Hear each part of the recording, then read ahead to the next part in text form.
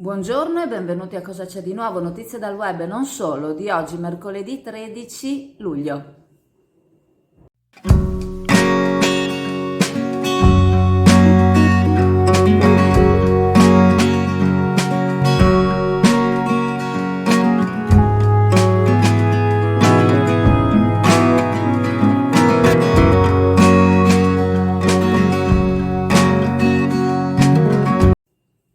Questa mattina vicino alla Torretta 2 verso la diga è stata avvistata la carcassa di una tartaruga caretta caretta trasportata verso Vigo dal mare di Scirocco. È intervenuta la Guardia Costiera ed è stata avvisata l'Università di Padova che si rende disponibile per prelevare le carcasse degli animali marini spiaggiati indagando sulle cause del decesso. Lo scorso anno in questa stagione di avvistamenti di tartarughe ne erano stati fatti molti e come molti erano stati gli incontri fin troppo ravvicinati che hanno portato come epilogo morsi su stinchi e cosce di bagnanti che invadevano lo spazio acqueo delle tartarughe avvicinandosi troppo. A Jesolo lo scorso anno una squadra di volontari aveva tenuto sotto osservazione un'ottantina di uova di tartaruga per il tempo necessario per la schiusa, facendo attenzione che non venissero disturbate dai passanti. Quest'anno sembra essere questo il primo avvistamento, seppur di una tartaruga non più in vita, ma insieme alla carcassa della tartaruga il mare di Scirocco ha portato moltissime meduse morte, rimaste a riva con la risacca. Non si tratta dei polmoni di mare che in questo periodo siamo abituati a vedere nei nostri canali. In mare ce ne sono di queste meduse, non più così tante fortunatamente da dar fastidio alle attività di pesca di chi va a strascico e che per la presenza massiva di meduse ha avuto molti problemi questa primavera.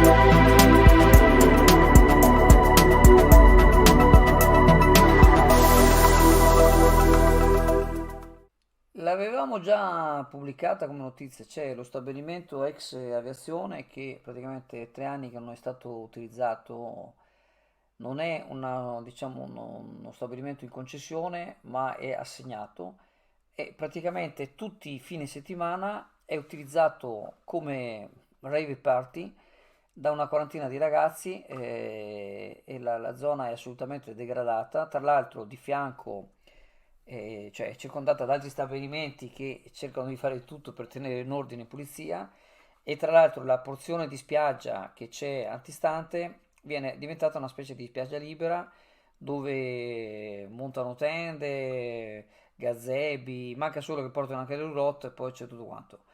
E gli operatori balneari attorno sono allibiti perché ovviamente è una situazione veramente inverosimile, ma tra l'altro cioè, è una situazione anche al di là del degrado in sé, ma anche fuori controllo perché questi ragazzi sono liberi di fare quello che vogliono e molto probabilmente al di là delle bottiglie che vedete, degli alcol, gireranno anche altre cose e quindi sarebbe opportuno che con tutto rispetto, comprendendo che magari non si è ancora riusciti a utilizzare questa struttura, ma così in queste condizioni veramente è una cosa dell'altro mondo. Bisognerebbe cercare di porre rimedio il prima possibile, insomma, siamo veramente allibiti dalla situazione che c'è in quel posto e quello che succede tutti i fine settimana.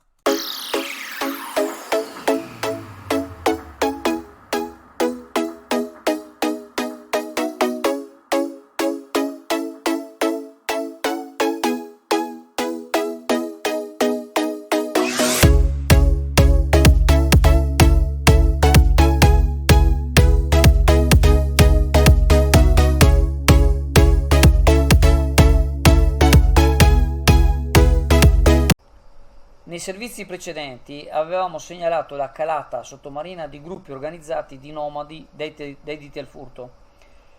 Però il colpo messo a segno lunedì pomeriggio a Isola Verde di sicuro non è stato compiuto da ladri di galline, ma da una banda specializzata nel rubare biciclette di elevato valore. La denuncia di furto è stata formalizzata presso la caserma dei Carabinieri per un furto di 2 biciclette di valore portate via da una residenza di Isola Verde. Il furto è avvenuto lunedì pomeriggio alle ore 17, in pieno giorno. I ladri, un gruppo di 4 persone, si è prima avvicinato, poi 2 di loro, approfittando di un momento in cui il cancello era aperto, si sono impadroniti velocemente di 2 biciclette di elevato valore e si sono allontanati. Gli altri 2 se ne sono andati con un Audi A4 oppure A6 targata KO 535 US Kaiser Otranto 535 Udine Savona. Non è una targa italiana. I ladri sono stati ripresi dalle telecamere. Si tratta di 4 giovani, età apparente non superiore ai 24 anni. Impossibile che si tratti di un furto per caso. Questi erano già stati precedentemente, erano a conoscenza che i proprietari possedevano quelle biciclette da Giro d'Italia, sapevano che occasionalmente il cancello restava aperto. Le telecamere li hanno registrati più volte che andavano avanti e indietro. I proprietari delle biciclette rubate garantiscono un'importante ricompensa a chi fornisca informazioni sicure che permettano il recupero numero di contatto 348 39 11 959. Si chiede anche di condividere il più possibile la notizia e se qualcuno dovesse notare l'auto in questione di avvisare le forze dell'ordine. Ecco, queste sono le immagini che vedete, questa è l'Audi Argenta che va via e chi avesse informazioni utili al ritrovamento delle biciclette avrebbe una lauta ricompensa i cui proprietari sono disponibili. E questi sono i ragazzi, come vedete dall'età, dall'aspetto, anche se non si vedono benissimo, si vede che sono ragazzi giovani.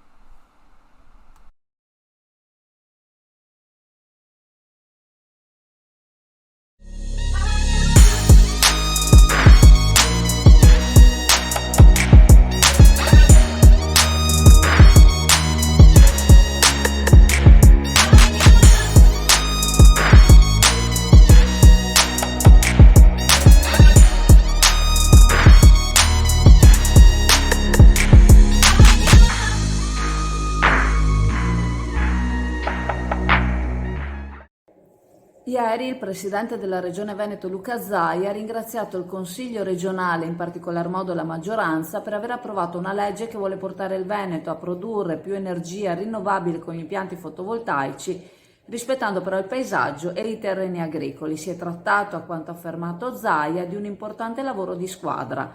È stata approvata una norma di buon senso, ha concluso Zaia, per dare delle regole equilibrate ad uno sviluppo che rischiava di creare evidenti problemi al territorio della nostra bellissima regione.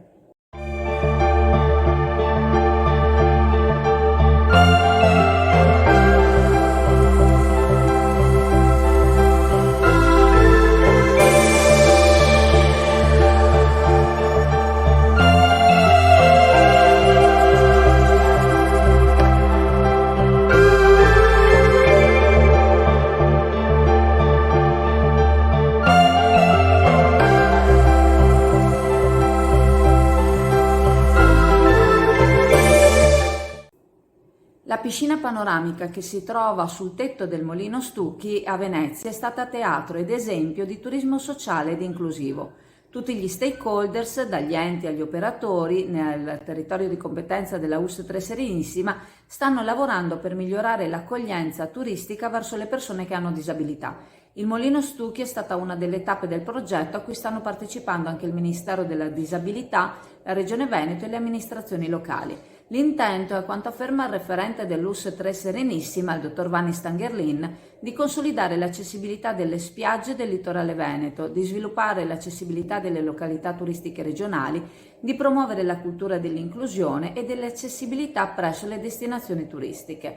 Puntiamo sulla realizzazione, sottolinea Stangerlin, di vere e proprie spiagge e località turistiche attrezzate, sull'implementazione di trasporti attrezzati e di percorsi itinerari turistici dedicati e pienamente accessibili, con segnaletica adeguata e con la rimozione delle barriere architettoniche e molto altro, fino a programmare attività ludico-creative destinate anche ai familiari dei turisti aventi disabilità. L'intento è anche coinvolgere nel mondo lavorativo turistico persone con disabilità.